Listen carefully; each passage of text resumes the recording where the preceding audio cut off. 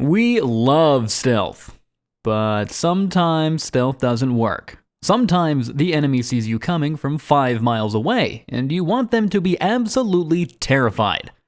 So forget subtlety, hiding, and tiny.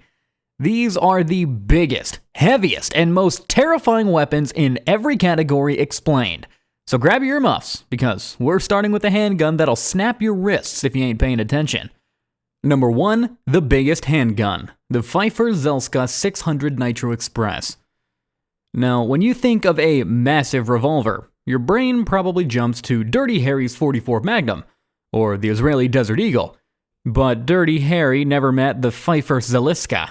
This massive Austrian creation is the largest production revolver ever. It fires the 600 caliber Nitro Express cartridge that was designed in the 1800s to hunt elephants. The result is a handheld revolver weighing 6 kilograms. And just to put that into perspective, it is heavier than most military assault rifles. But the real danger here is in the pulling of the trigger. The recoil on this literal hand cannon is so massive that if you don't hold it with the right posture, the gun will definitely give you an NFL-style concussion. Oh, and every single time you squeeze that heavy trigger, you're firing a highly customized $40 bullet. But what if your target isn't just one very unlucky elephant, but an entire sky full of birds? Well, it's time to trade the heavy revolver for a boat. Number 2, the biggest shotgun, the punt gun. Now, of course, we all know shotguns are great for bird hunting. You point, you shoot, and the spread of pellets easily takes down a duck or dinner for 2. But in the 19th and 20th centuries, commercial hunters didn't want just 1 or 2 ducks. They were getting paid strictly by the pound. Enter the legendary earth-shaking punt gun. Now, this wasn't your standard sporting gun that you casually held up to your shoulder. However, I would love to see someone try that. Let me know down in the comments what happens. But at its biggest, this weapon can reach 3 meters in length, which meant it had to be mounted to a small flat-bottomed wooden boat known as a punt. But here's the kicker. You didn't aim this gun. You aimed the entire boat. Hunters would paddle up to a massive flock of resisting water flow and pull the heavy trigger. It could kill well over 50 ducks with a single shot. I mean, it was basically a floating claymore, but for birds. Sometimes the boat would be propelled so far backwards, the hunters had to spend an extra 15 minutes just paddling back. It was actually so effective at its job that the government eventually had to step in and legally ban them to prevent entire bird populations from going extinct. While the punt gun was all about loud, chaotic destruction, snipers are supposed to be silent, invisible ghosts. Well, South Africa apparently missed that memo. And you clearly missed a subscribe button on our channel, so if you're still watching, be sure to press that button down below. That is the biggest thing you can do for us. So be big and powerful. We offer you a big thank you. Number 3, the biggest sniper rifle, the Denel NTW-20. Ask any military sniper, and they'll tell you just how important it is to remain invisible out on the battlefield. They stay hidden until the final moment before taking one deadly shot with a sleek, lightweight rifle. But in South Africa, military engineers threw sleek and lightweight into the trash can. Meet the massive Denel NTW-20. This isn't just a standard anti-personnel rifle. This is classified as an anti-material rifle. It is over 30 kilograms in weight and 1.8 meters in size, while firing a massive 20mm explosive shell. Now, for some context, that is the same round that anti-aircraft artillery usually fire. The problem is that 2 people need to carry it, even after it's been broken up and packed into 2 reinforced backpacks. When this thing finally fires, though, the force of the muzzle blast violently kicks up a miniature dust storm around the shooter. It even requires a massive hydraulic recoil buffer, very similar to what engineers use on heavy artillery pieces. And that is simply to prevent the force of the gun from shattering the sniper's collarbone. Now, blowing up a radar station from a mile away with a sniper rifle, it's definitely impressive. But why carefully fire one massive bullet when you can fire 65 of them every single second from the sky? Number 4, the biggest machine gun, the GAU-8 Avenger. When the machine gun entered the battlefield in World War I, it changed the nature of war. But since then, engineers have gone bigger and better. The famous M2 Browning 50 cal is heavy, but the biggest machine gun? Well, it isn't carried by any soldiers. It flies high in the sky. I'm talking about the mighty GAU Avenger, the legendary rotary cannon that permanently lives inside the nose of the American A-10 Warthog ground attack aircraft. While most militaries design sleek fighter jets, the United States built a literal monster. The GAU-8 Avenger is a 7-barrel machine gun that is roughly the size of a Volkswagen Beetle and fires 30mm armor-piercing depleted uranium shells. Again, just to put that into perspective, one shell is the size of your average vintage glass milk bottle, and it fires them at a rate of 3,900 rounds per minute. When it fires during a dive, the recoil force slows the entire airplane down in midair, and the enemy, well, as the great Vince McMahon would say, have no chance in hell.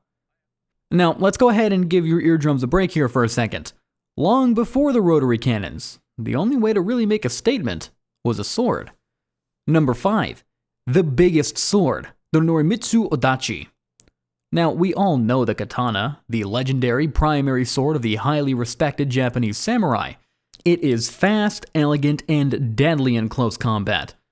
But 500 years ago, one Japanese swordsmith forged a weapon that makes the katana look like a dull butter knife. This is the Norimitsu Odachi. It is over 3.6 meters long, weighs 14.5 kilograms, and is made entirely from Japanese steel. When historians first found it, they thought it was made for a giant. But sadly, the sword was mostly a ceremonial piece to show off the swordsmith's skill.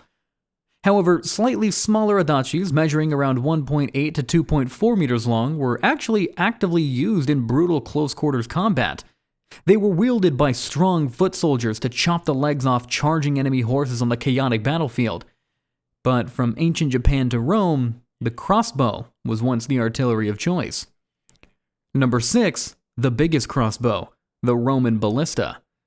Before the discovery of gunpowder, the world relied on the crossbow to destroy thick stone city walls or approaching ships. Unfortunately, cruise missiles were still just a dream, so you needed physical tension, incredibly strong wood, and a whole lot of heavy rope. The Roman ballista was the ultimate long-range superweapon of the ancient world. Technically, it's a torsion-powered siege engine, but it looks like a giant crossbow, and it didn't fire harmless wooden arrows. This monster fired wooden bolts wrapped in iron. Some rocks weighed up to 27 kilograms. The biggest ballistas were wooden structures powered by tightly twisted animal sinew and horsehair. When violently released, they fired bolts over 400 meters with pinpoint accuracy. It was the ancient world's artillery. Now, flinging a 27-kilogram rock, it's a great start, don't get me wrong. But once humanity discovered the explosive magic of gunpowder, well, we immediately set out to build the undisputed heavyweight king of all cannons. Number 7, the biggest artillery cannon, the Schwerer Gustav. During World War II, Adolf Hitler was obsessed with creating giant superweapons. He firmly believed that size was strictly unstoppable military power, leading directly to the creation of the most ridiculous artillery piece ever built by human hands. This is the Schwerer Gustav, and calling it a cannon, it's simply an insult. This thing was a rolling metal mountain. It weighed an unbelievable 1,350 tons. It fired an 800mm artillery shell. And putting that in perspective, the shell itself was the exact size of a small delivery truck, weighing 7 tons. It was designed to smash cleanly through the reinforced concrete forts of the French Maginot Line. But there was one massive problem. You can't really just drive a heavy cannon the size of a luxury apartment building down a standard paved street. The Schwerer Gustav slowly moved on custom-built double-track railway lines. It required a highly trained crew of 250 men just to assemble it, taking 3 entire days, and needed more than 2,500 men to simply lay the tracks and then guard it. It was an engineering marvel, but an absolute strategic disaster. And while we're on the topic of Hitler's size obsession, number 8, the biggest tank, the Panzer VIII Mao. Now, tanks, they're supposed to be mobile armor that packs the punch of artillery. I mean, the whole point of their existence was to drive over tough terrain and cross standard bridges. But the German engineers in late World War II somehow completely forgot all about the mobile part and focused entirely on the armor. They created the Panzer VIII Mao, the heaviest fully enclosed armor fighting vehicle ever built. It weighed 188 tons. And to give you some context, the American M1 Abrams is only about 60 to 70 tons. The Panzer VIII Mao had so much armor that no Allied weapon could penetrate it, and it could drive up to 20 kilometers per hour on paved roads. But in the snowy mud of the Soviet Union, it sank like a heavy stone. Crews actually mounted a quite dangerous snorkel tube to it just to survive. Now, if heavy land vehicles have limits, well, let's just look at the biggest ever battleships. Number 9, the biggest battleship, the Yamato class. Now, in the early days of World War II, battleships were the ultimate symbol of a sovereign nation's military power, and really no one came close to the Japanese Navy. The Yamato and Musashi were the largest and heaviest battleships ever constructed in naval history. They had a size of 263 meters, weighed 65,030 tons, and had 9 46-centimeter main guns. They fired rounds that were the weight of a modern Honda Civic, weighing in at 1,360 kilograms, and flew over 42 kilometers. But the blast was so severe, it actually killed its own crew on some occasions. Tragically, it was sunk in 1945. But moving on from battleships to literal cities at sea. Number 10, the biggest aircraft carrier, USS Gerald R. Ford. Since the fast-moving aircraft carrier killed the Yamato, there is a reason the United States shifted to the carrier. The USS Gerald R. Ford is basically a floating city, with its own sleeping quarters, multiple kitchens, and even a Starbucks coffee shop.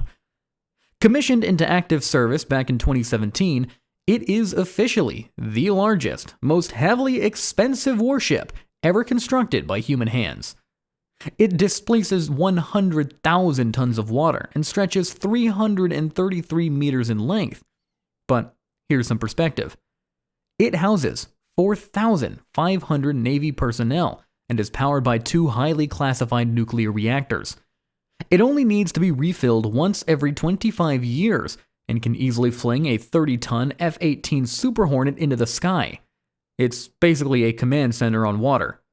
But floating on water isn't really as effective as going beneath it. Number 11, the biggest submarine, the Typhoon class. Back in the 1980s, the tense Cold War was at its peak. The Soviets needed a stealthy submarine to live under the ice of the Arctic Ocean, all while carrying nuclear missiles. So they built the Typhoon-class submarine, and to this day, it is still the largest sub ever built, measuring in at 175 meters long and wider than a 2-lane highway. It can stay underwater for up to 4 months and includes a bird cage, a gym, and a heated swimming pool. I really do wonder what it feels like doing laps in a warm pool underwater while sitting next to 20 nukes that can end the world. But let's move to the air here for a little bit. Number 12, the biggest helicopter, the Mi-26. The biggest military helicopter ever put into mass production is the mighty Russian Mi-26. Most standard, everyday helicopters look like little insects buzzing quickly through the air. The Mi-26, on the other hand, looks exactly like a flying school bus that spent several intense years hitting the gym. It is so massive that its 8-blade main rotor has roughly the exact same wingspan as an entire Boeing 737 commercial passenger jet. This thing doesn't just transport a few dozen infantry troops to the front lines. This massive aerial beast is specifically designed to effortlessly lift up to 20 tons of heavy, bulky cargo.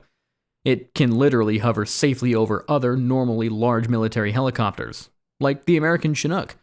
pick them up with a strong cable, and then carry them away through the sky. Just imagine having your prized Black Hawk stolen by another helicopter in the dead of night. But this monster is used in the Siberian tundra, often carrying heavy machinery to the front lines. And the Russians, they didn't just stop with helicopters. Number 13, the biggest military aircraft, the Tupolev Tu-160 White Swan. The Tupolev Tu-160 isn't your typical cargo military aircraft. It is the one thing that even NATO forces fear and refer to as blackjack. It weighs up to 275,000 kilograms on takeoff and is the world's heaviest and largest active bomber. And the Soviets even gave it variable sweeping wings to reduce drag and turn it into an aerodynamic dart. This feat of modern aerospace engineering allows the building-sized plane to fly at an incredible Mach 2. It carries a massive, deadly payload of long-range cruise missiles deep inside its belly, specifically designed to launch accurate attacks from thousands of kilometers away before quickly darting back to base. Oh, and speaking of those bombs, why don't we look at one of the biggest? Number 14, the biggest conventional bomb, the MOAB or GBU-57A/B. Now, when the military uses the word conventional, they simply mean completely non-nuclear. No lingering invisible radiation, no toxic deadly fallout.